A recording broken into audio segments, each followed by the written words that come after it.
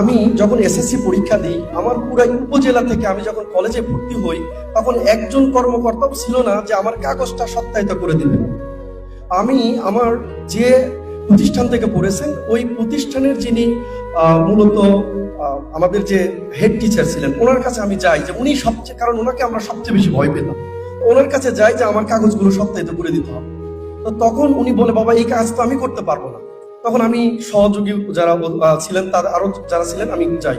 তখন তারা আমাকে বলে, আমরা এইখানে এই প্রতিষ্ঠানের কেউ নেই যে তোমার এই কাগজটা সত্যায়িত করে দিতে পারে।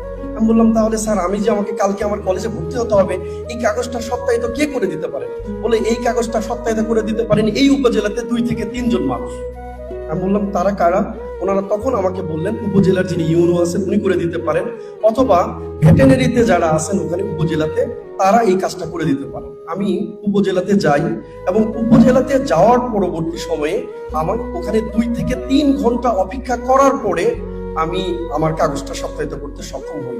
তখনই আমার মনের মধ্যে একটা সিভিল সার্ভিসের যে ড্রিমটা, এটা জাগে যে একদিন এমন একজন কর্মকর্তা হবো যেদিন আমি অন্যর কাগজ সত্যায়িত করে দিতে পারবো। মাঝখানে কলেজে ভর্তি হওয়ার পরে আমার বিপত্তি বাজে, আমার দরিদ্র পিতামাতা আমার পড়াশোনার খরচ চালাতে ব্যর্থ হয়। তখন আমি একটা কোম্পানিতে চাকরি নিই। কোম্পানিতে কাজ করার পরিপ্রেক্ষিতে আমার পড়াশোনা প্রায় বন্ধ হয়ে যায়। একটা পর্যায়ে আমি মেসের যে খাবারের টাকা, এটা দিতে পারি না।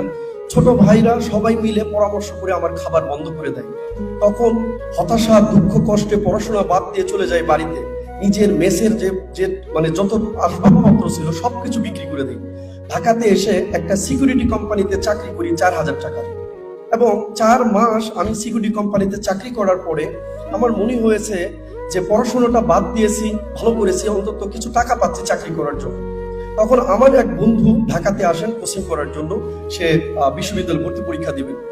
তখন আমি একটু বলে রাখি, 2012 সালে আমি কিন্তু 3টা বিশ্ববিদ্যালয়ে চান্স পেয়েছিলাম, বাট অর্থের অভাবে আমি বিশ্ববিদ্যালয়ে ভর্তি হতে পারি নাই। তখন আমি পড়াশোনা করি, চাকরিটাতে যখন জয়েন করি, তখন আমার বন্ধু সেকেন্ড টাইম দেওয়ার জন্য ঢাকাতে আসেন, ঢাকা বিশ্ববিদ্যালয়ে পরীক্ষা দিবেন। আমি ওর সাথে দেখা করে আমার সিদ্ধান্ত পরিবর্তন হয় না, আমি যে পড়াশোনা বাদ দিয়েছি এটা আমার জন্য ভালো কোনো ডিসিশন নয়। আমি পড়াশোনাটা যেভাবে হোক করতে চাই, কারণ আমি সেই ছেলে, যে ছেলে স্কুলে আমি সেকেন্ড বয় ছিলাম, যে ছেলে আমি জিপিএ 5 পেয়েছি, পুরো প্রতিষ্ঠানের মধ্যে 2 জন পেয়েছিল, তার মধ্যে আমি একজন। তখনই আমি আবারও ওই সিকিউরিটি চাকরির 16 ঘন্টা ডিউটির পাশাপাশি আমি কোচিং এর ক্লাস করি। দুপুর 2টা থেকে আমার ডিউটি শুরু হতো, সকাল 6টা পর্যন্ত আমি ডিউটি করতাম। ডিউটি শেষ করে এসে আমি কোচিং এ যেতাম ক্লাস করার জন্য। ক্লাস করে এসে আবার কোন রকম আমি আমার যে বই পুস্তক এগুলো নিয়ে আমি